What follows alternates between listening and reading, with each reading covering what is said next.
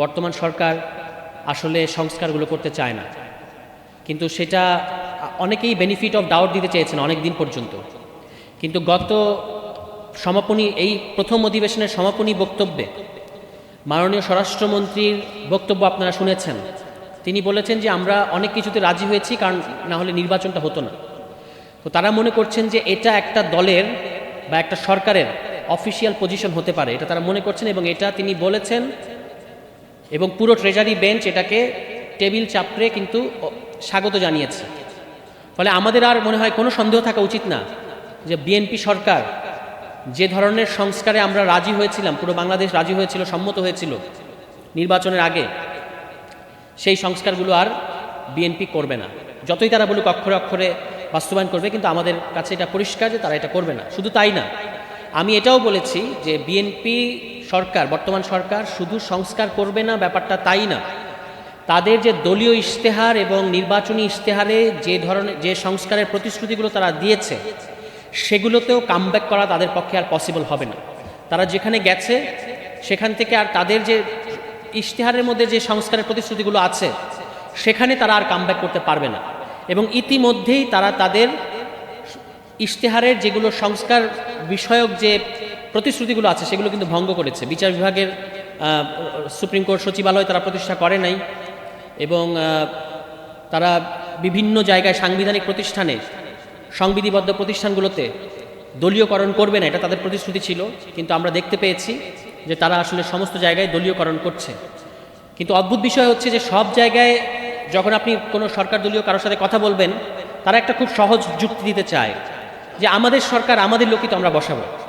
কিন্তু এখানে যে তর্কটা আমরা বারবার করার চেষ্টা করেছি যে যেগুলো নির্বাহী বিভাগের অধীন না, যে প্রতিষ্ঠানগুলো যেগুলো সাংবিধানিক প্রতিষ্ঠান, সেগুলোতে আপনি দলীয় লোক নিয়োগ দিতে পারেন না।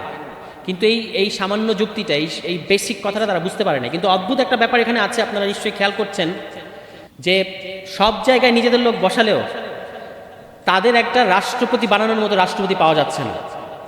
তারা ওই আওয়ামী লীগ সরকারের, যে ফ্যাসিবাদী আওয়ামী লীগ সরকারের যে রাষ্ট্রপতি, যার বিরুদ্ধে দুর্নীতির অভিযোগ রয়েছে এবং এটা প্রমাণিত অভিযোগ, যিনি ইতিমধ্যেই তাদেরই ভাষ্য অনুযায়ী, বিএনপি সরকারের ভাষ্য অনুযায়ী সংবিধান লঙ্ঘন করেছেন, তাকে কিন্তু বিএনপি সাংবিধানিক পদ্ধতিতে অপসারণ করার সুযোগ থাকলেও সেই সুযোগটা গ্রহণ করছে না। এবং এর সাথে তাদের নিজস্ব রাজনৈতিক হিসাব জড়িত।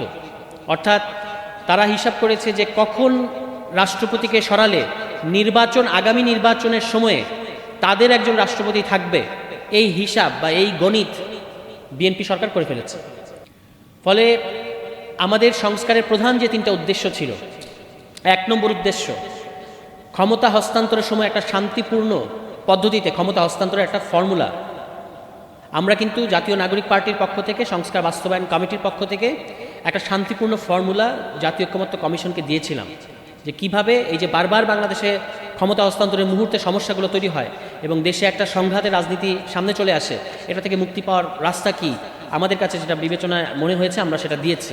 কিন্তু সেটা পুরোপুরি গ্রহণ করা হয় নাই, এখানেও বিএনপির ভেটো ছিল। দ্বিতীয় যে বিষয়টা মানে এই সংস্কারের এজেন্ডার মধ্যে আছে, সেটা হচ্ছে যে এই যে 2/3 আসন থাকলেই আপনি যে কোনোভাবে সংবিধান সংশোধন করে ফেলতে পারেন, এখান থেকে আমাদের দেশকে বের করে নিয়ে আসতে হবে। এবং এই জন্য উচ্চকক্ষে সংবিধান সংশোধনী ক্ষমতা সম্পন্ন একটা উচ্চকক্ষ গঠনের কথা আমরা বলেছি, কিন্তু সেখানেও বিএনপি আপত্তি আছে। তৃতীয় যে বিষয়টা, সেটা হচ্ছে সাংবিধানিক পদগুলোতে নিয়োগ, একটা নিরপেক্ষ নিয়োগ। এখানেও দেখতেই পাচ্ছেন যে বিএনপি এ বিষয়ে এখনো পর্যন্ত দুদকে একটা অচল অবস্থা তৈরি হয়ে আছে।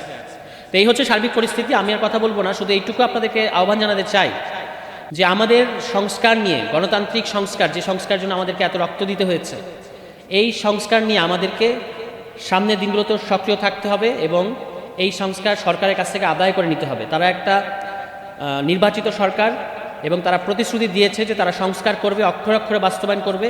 ফলে আমাদেরকেও অক্ষরে অক্ষরে তারা যেন বাস্তবায়ন করে সেটা আদায় করে নিতে হবে। ইতিমধ্যেই যে সমস্ত প্রতিশ্রুতি তারা ভঙ্গ করেছে, সেগুলো কিভাবে আমাদের সংকটকে আরও ঘনীভূত করবে, এটা সামনের দিনে আরও পরিষ্কার হবে। ফলে আমাদের কাজ হচ্ছে রাজনৈতিকভাবে আমাদের যে কর্তব্য, এই সংস্কারগুলোর জন্য সরব থাকা। এবং জাতীয় নাগরিক পার্টি নতুন দল হলেও বাংলাদেশে এই সংস্কার সংক্রান্ত সমস্ত আলোচনা এবং রাজনৈতিক কর্মসূচির একেবারে কেন্দ্রবিন্দুতে অবস্থান করছে বা করবে সামনের দিনেও। ফলে আমাদের এই জাতীয় কনভেনশনের মধ্য দিয়ে আমরা, এটাই আমাদের উদ্দেশ্য, যে এর মধ্য দিয়ে আমরা শুরু করলাম যে আমাদের এই কমিটিটার নাম সংস্কার বাস্তবায়ন কমিটি, এবং এই কমিটি সংস্কারের কার্যক্রমকে তৃণমূল পর্যায় পর্যন্ত নিয়ে অন্যান্য রাজনৈতিক দলগুলোর সাথে একসাথে হয়ে আমরা সংস্কারের লক্ষ্যে এবং সরকারকে বাধ্য করার লক্ষ্যে বৃহত্তর আন্দোলন যদি আমাদের গড়ে তুলতে হয় সেটা আমরা গড়ে তুলব। সবাই ভালো থাকবেন। আসসালামু আলাইকুম।